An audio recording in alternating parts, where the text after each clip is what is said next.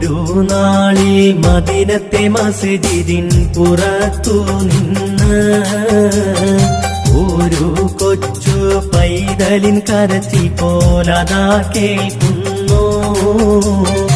അതു കേട്ട സഹബത്തരടങ്കലും വെളിയിൽ ചെന്നേ അതിശയ കഥയുന്ന് അവിടമിൽ അരങ്ങേറുന്നേ. ഒരു നാളിൽ മദീനത്തെ മസ്ജിദിൻ പുറത്തു നിന്ന് ഒരു കൊച്ചു പൈതലിൻ കരച്ചിൽ പോലതാ കേൾക്കുന്നു.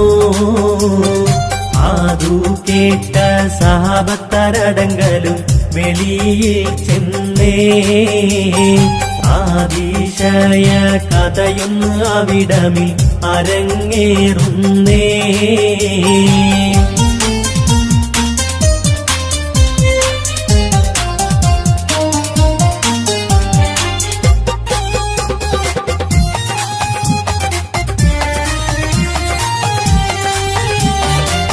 അറിഞ്ഞൊരു വാർത്ത ഞാൻ വരിയിലൊതുക്കാം, ആറ്റൽ റസൂലിൻ മദ്ഹൂരക്കാം.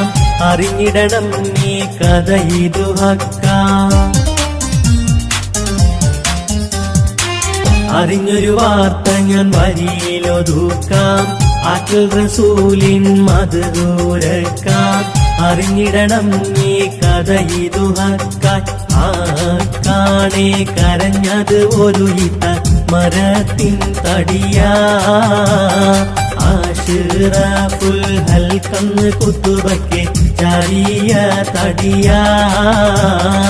ആക്കാണെ കരഞ്ഞത് ഒരു ഇത്ത മരത്തിൻ തടിയാ.